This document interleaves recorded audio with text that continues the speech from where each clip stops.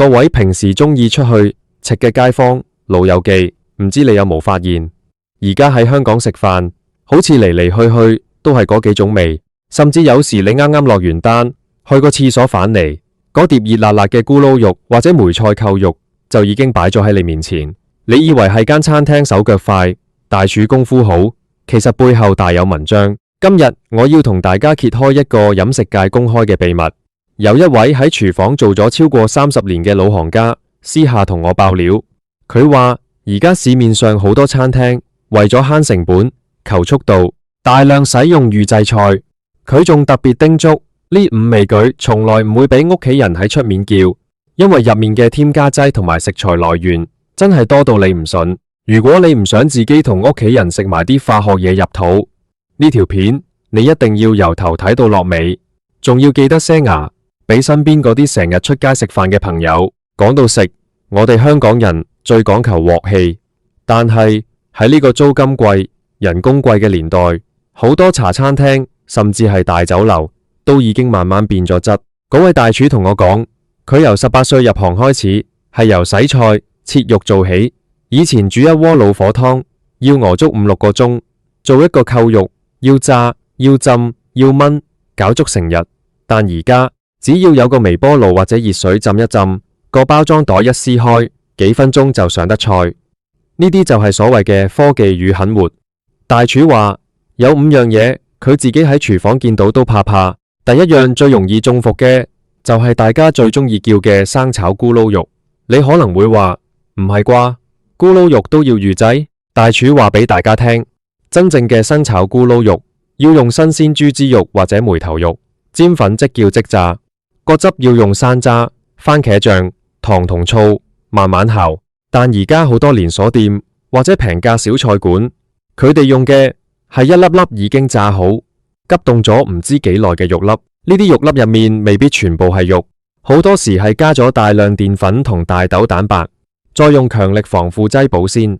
到你叫嘅時候，廚房只需要將呢啲肉粒擺入油鑊翻炸一下，再淋上嗰隻色澤鮮豔到有啲唔自然，成桶買翻嚟嘅預製醬汁，兜2兜就出貨。大廚話呢啲肉粒因為急凍咗好耐，肉質已經死咗，所以佢哋會落好多嫩肉粉，令到你食落去好似好滑，其實完全冇肉味。佢做咗30幾年大廚，一望個色水，一聞陣味就知係咪死物。第二樣要小心嘅係梅菜扣肉或者東坡肉，呢類菜喺屋企做真係好煩咗，要處理豬毛，要走油，要長時間慢火炆。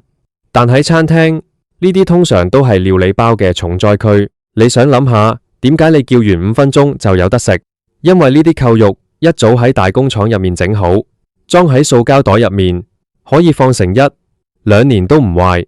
為咗令到啲肥肉入口即化，工廠會加入大量嘅磷酸鹽同埋增稠劑。大廚話佢見過啲預製包裝嘅扣肉，啲皮紅得好誇張，明顯係落咗色素，而且為咗遮掩啲肉可能已經放咗好耐嘅嗰陣雪味，調味料會落得特別重手，鹹到你又要飲多幾杯茶。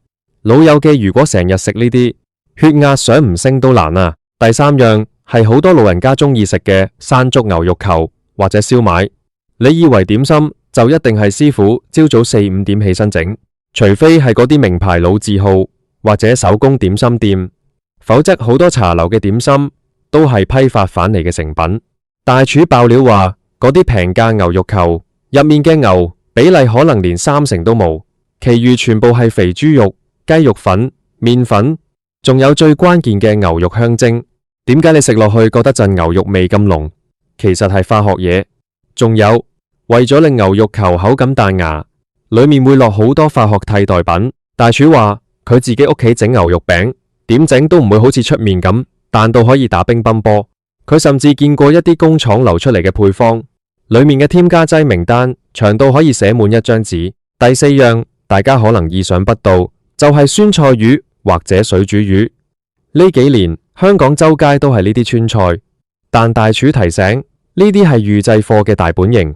首先，嗰啲魚片好多都係急凍嘅魚片，一早用藥水浸過，令佢哋睇落雪白剔透，食落去滑到好似豆腐咁，其實係化學處理嘅結果。其次，嗰盤紅彤彤或者黃澄澄嘅湯底，基本上就係一包湯料膏加水沖出嚟嘅，入面有無數嘅味精、人工色素同辣椒精。大廚話佢曾經去過一間餐廳幫手，見到啲酸菜魚嘅油係重複使用嘅老油，雖然香，但入面全部係致癌物質。佢話佢屋企細路仔想食魚，佢一定係去街市買條新鮮鯇魚，絕對唔會去食呢啲化學魚。最後第五樣係中式老火湯，好多餐廳會寫住元宗燉湯或者老火例湯，但其實好多都係用大骨膏或者肉味粉調出嚟，你飲落去覺得好清甜好潤，可能只係糖精同味精嘅功勞。大廚話而家要煲一煲真材實料嘅老火湯，成本起碼要30-40蚊一碗，但好多午餐附送嘅湯成本可能連2-3蚊都冇。佢叫大家留意，如果個湯飲完之後覺得喉嚨好渴，要瘋狂飲水，咁就肯定係加料湯。大廚同我感嘆，佢今年都已經55歲啦，見證住香港飲食業嘅興衰。以前做廚師係一份手藝，係一種心意，而家好多時變成咗搬運工，只係負責將包裝袋入面嘅嘢倒出嚟加熱。佢話如果你真係要出街食飯，想避開呢啲預製貨，都有幾招可以教大家。首先，盡量揀一啲可以睇到廚房運作或者有鑊氣嘅鋪頭，例如大排檔，你見到個師傅喺度拋鑊，火光紅紅，嗰啲通常係現炒嘅。其次，點一啲難以預製嘅菜式，例如清蒸鮮魚、白灼蝦或者係時令菜心，因為鮮魚一蒸就知新唔新鮮，好難造假。我哋再深入啲講講，點解預製菜會喺香港咁流行？大家諗下，而家香港租一間鋪，閒閒地都10幾20萬一個月，如果請個大廚，人工起碼要3-4萬，仲要請幫廚、請洗碗。為咗降低成本，老闆一定會由食材入手。預製菜喺工廠大規模生產，成本極低，一包咕嚕肉料理包批發價可能只要10幾蚊，但餐廳賣俾你就要80-90蚊。呢度中間嘅利潤空間太大啦，而且預製菜唔需要請高級大廚，只要識開火、識剪開袋嘅雜工就得。呢種去廚師化嘅現象，其實係對我哋傳統粵菜文化嘅一種打擊。大廚又提到，對於老友記嚟講，最危險嘅唔係預製菜本身，而係入面嘅隱形鹽分同脂肪。工廠為了令預製菜長期保存，一定要落重鹽、重糖。你食落去覺得好味，其實係你嘅味覺被呢啲重口味嘢麻痹咗。長期食落去，高血壓、糖尿病、腎臟負擔全部都會上門。佢分享咗一個案例，話有個老顧客今年70歲，每日都去茶餐廳食個午餐例牌，結果短短半年，身體檢查嘅指標全部超標，醫生都問佢究竟食咗啲乜。所以呢，我哋做後輩嘅或者係各位老友記，一定要識得揀。去街市買蟻，雖然要行、要揀、要洗，但每一粒菜、每一塊肉都係清清楚楚嘅。大廚教路，去街市買魚要睇魚眼係咪精靈，買豬肉要摸下個表面係咪有彈性，唔好買嗰啲已經醃好晒、紅卜卜嘅肉。佢話佢而家就算幾忙，都會抽時間去街市行一圈。喺街市，你可以同啲檔主傾下偈，問下今日啲菜邊度嚟，邊種魚最肥美。呢啲先係生活嘅樂趣，亦都係對健康嘅負責。除咗以上講嘅嗰5味果，大廚仲叫我提醒大家，一啲睇落好健康嘅素肉或者素雞都要小心。而家好多餐廳嘅素食其實都係預製嘅，入面嘅添加劑可能比肉類仲要多，因為要用化學物質去模仿肉嘅口感同味道。對於想養生嘅朋友嚟講，食素最好係食原形食物，例如豆腐、鮮菇、青菜，而唔係嗰啲加工過嘅素肉。大家可能會有疑問，咁係咪以後都唔可以出街食飯？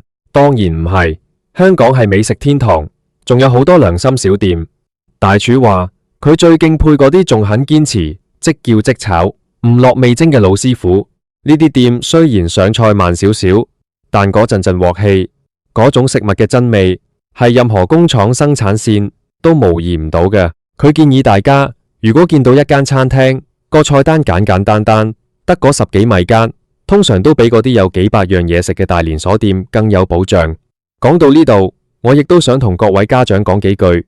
而家啲細路仔由細到大食埋唔少快餐同埋預製嘢，佢哋嘅味蕾可能已經習慣咗化學香精嘅味道，對真正新鮮食物嘅清甜反而覺得無味。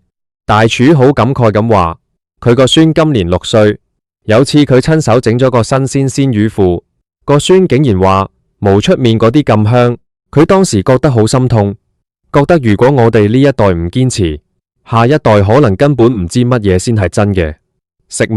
大廚仲揭露咗一個更深層次嘅黑幕，保存期。預製菜之所以能放咁耐，唔單止係靠冷凍技術，仲有真空包裝加防腐劑。有一啲料理包標榜可以喺常溫下放360日，大家諗下，如果係正常煮出嚟嘅藥，擺3日就臭啦，放1年都唔壞，入面究竟有幾多防腐化學嘢？佢話佢曾經喺一間大工廠門口見過，啲原材料係一箱箱放咗好耐嘅冰凍肉，有啲甚至已經變晒色，但經過洗滌、醃製、油炸、調味，最後裝入個精美嘅袋入面，就變成咗你餐桌上嗰碟色香味俱全嘅菜。大廚講到激動嘅時候，甚至拎出佢以前寫落嘅筆記，上面記錄咗好多傳統菜式嘅繁複步驟。佢話而家好多後生仔入行根本唔想學呢啲，覺得太辛苦，只要識得拆袋、識得控溫就得。佢擔心再過10年、20年，香港真正識煮燉嘅廚師會消失，到時我哋去食飯，其實同去超市買個杯麵冇乜分別，只係有人幫你沖埋水咁解。所以今日呢條片嘅目的係想喚醒大家對飲食嘅重視。我哋香港人雖然生活節奏快，但食落肚嘅嘢唔可以馬虎。正如大廚所講，如果你連自己食緊乜都唔知，咁談何養生，談何長壽？各位老友記，如果你哋有時間，真係建議你哋多啲去街市。2026年嘅今日，雖然科技好發達，但最原始、最簡單嘅烹飪方式，先係對身體最好嘅。最後再幫大家總結一下大廚爆料嘅5大避雷菜：1. 顏色太鮮艷，肉質太滑嘅生炒咕嚕肉；2. 5分鐘上菜，肥肉太爛嘅梅菜扣肉；3. 口感太彈牙，牛味唔自然嘅牛肉球；4. 油漬斑斑，魚片太白嘅酸菜魚；5. 飲完口渴，甜得過分嘅老火湯。大家記住啦，出街食飯嘅時候，如果見到呢啲特徵，就要留返個心眼。健康係由每一餐飯累積返嚟嘅。希望大家聽完呢位做咗30幾年大廚嘅心聲，可以對自己同家人嘅飲食有更深嘅思考。我哋唔係要抗拒進步，但我哋要守護嗰份對食物嘅尊重同對健康嘅堅持。大家如果覺得呢條片對你有幫助，記得要俾個大大的 like 我，同埋最緊要係轉發俾你最親嘅親人同朋友，特別係嗰啲經常獨自去茶餐廳食飯嘅老人家，佢哋可能唔知呢啲背後嘅真相。如果你有任何關於飲食養生嘅問題，或者你亦都係廚房嘅圈內人想爆料，歡迎喺下面留言話俾我知。我哋大家一齊學習，一齊喺呢個複雜嘅世界入面，反嗰份簡單而純粹嘅健康。記住啦，養生唔好中伏，識食先至係贏家。